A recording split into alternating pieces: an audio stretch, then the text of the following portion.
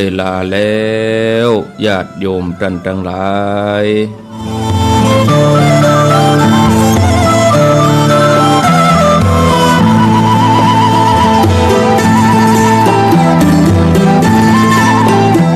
ได้เวลาสำหรับการรับฟังธรรมะ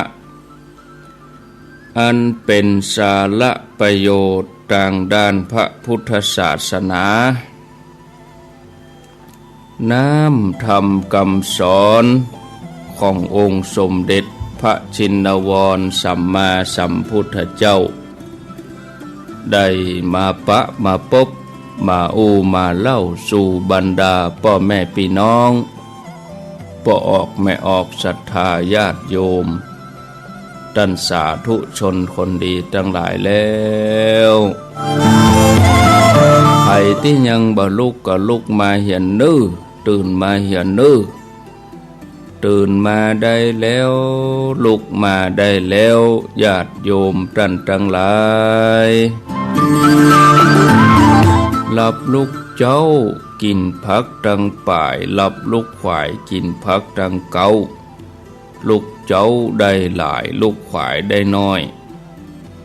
ตื่นมาเหียนเน้อลุกมาเหียนเน้อลุกเน้อลุกเน้อลุกตื่นตื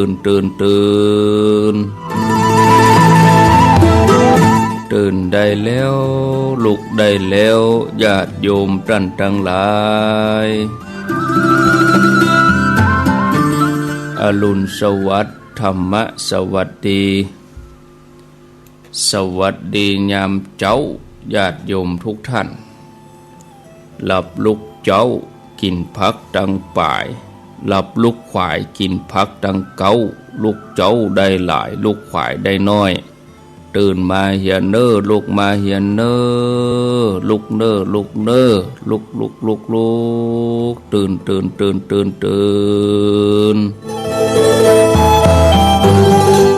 นได้แล้วลุกได้แล้วญาติโยมท่านทั้งหลาย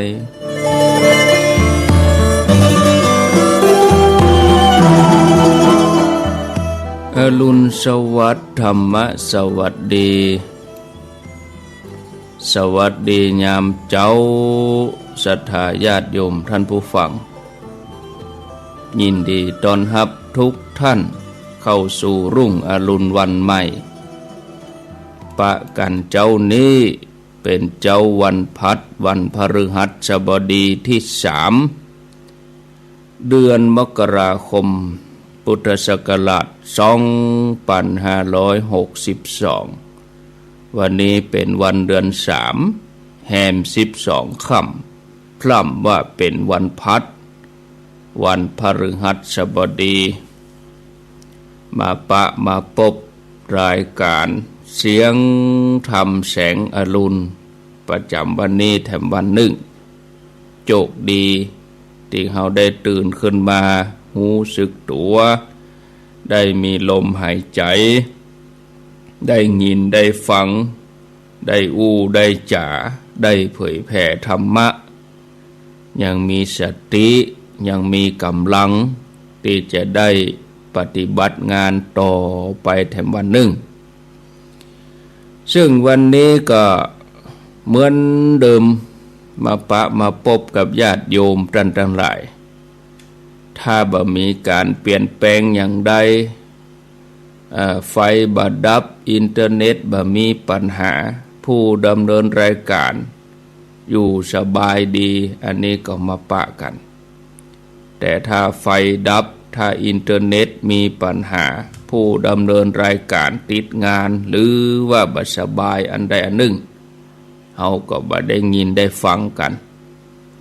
แต่ขอให้เอา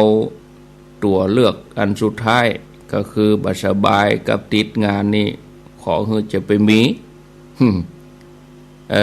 ถ้าไฟดับก็สุดวิสัยอินเทอร์เน็ตบ่ดีก็สุดวิสัย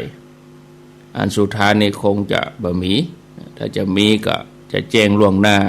อย่างกับวันที่5นี่เป็นต้นแต่วันที่5นี่จะเข้ารายการเสียก่อน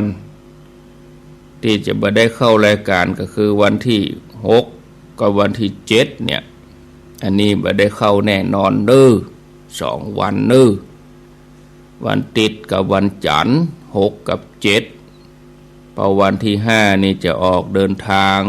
หลังจากแล้ววันศีลแล้ววันที่5นี่เป็นวันเดือนดับก็รอแล้ววันศีลเสียก่อนก็จะออกเดินทางออกเดินทางไปจังหวัดสระบุรีไปโคราชไปที่เปิ้นตั้งเมนหลวงพ่อคูณปุ่น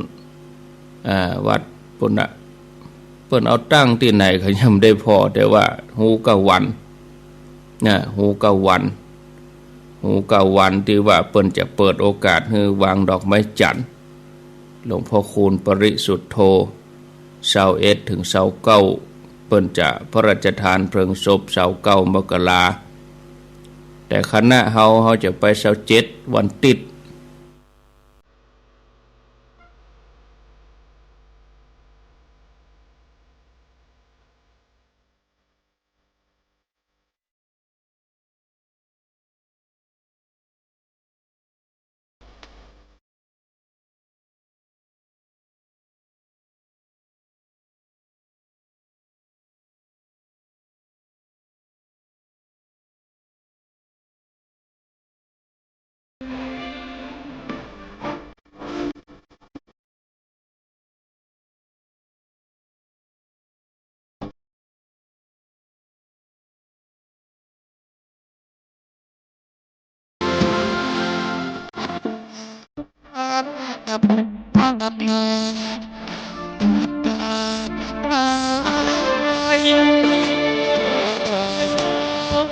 ไอ้หุ่น